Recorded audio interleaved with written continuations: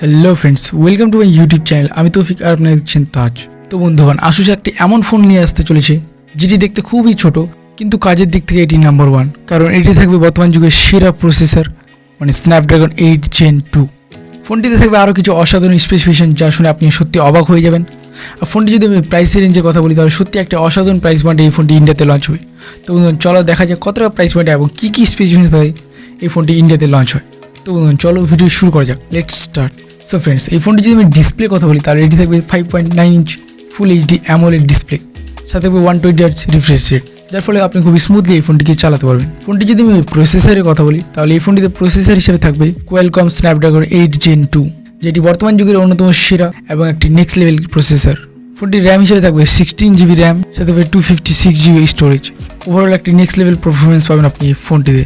ফোনটি যদি আমি ডিজাইনের কথা বলি, তাহলে সত্যি একটি সুন্দর ডিজাইনের সাথে এই ফোনটি লঞ্চ হবে এবং ফোনটি IP68 রেটিং থাকবে, যার ফলে আপনি ফোনটি জলে ডুবালেও ফোনটি কিচ্ছু হবে না। ফোনটি যদি আমি ক্যামেরা সেটআপের কথা বলি, তাহলে এই ফোনটি রিয়ারে থাকবে ট্রিপল সেটআপ ক্যামেরা, মানে 200 মেগাপিক্সেলের মেইন ক্যামেরা, সাথে 50 মেগাপিক্সেল আলট্রা ওয়াইড ক্যামেরা এবং 12 মেগাপিক্সেল একটি টেলিফোটো ক্যামেরা। ওভারঅল এইসব ক্যামেরা দিয়ে আপনি 4K-তে ভিডিও শ্যুট করতে পারবেন এবং নেক্সট লেভেল ফটো এবং ভিডিও তুলতে পারবেন। ফোনটি যদি আমি ফ্রন্ট ক্যামেরার কথা বলি, তাহলে এই ফোনটির ফ্রন্টে থাকবে 32 মেগাপিক্সেল ফ্রন্ট ক্যামেরা। এবার আসা যাক ব্যাটারিতে। তো বন্ধুগণ, এই ফোনটিতে ব্যাটারি হিসেবে ব্যবহার করা হয়েছে 5000 mAh একটি বড় ব্যাটারি, সাথে থাকবে 67 ওয়াট ফাস্ট চার্জার।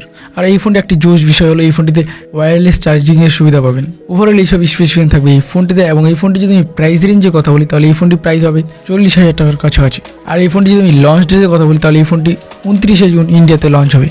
তো বন্ধুগণ, এই ফোনটির ব্যাপারে আপনার কি মত তা অবশ্যই আমাকে কমেন্ট করে জানাবেন। আর যদি আমি আমার মতামতের কথা বলি, তাহলে এই ফোনটি সত্যি একটি জোশ ফোন হবে এবং একটি কম্প্যাক্ট সাইজের সাথে এই ফোনটি ইন্ডিয়াতে লঞ্চ হবে, যার ফলে যাদের ছোট ফোন পছন্দ তাদের জন্য একটি সেরা ফোন হতে চলেছে।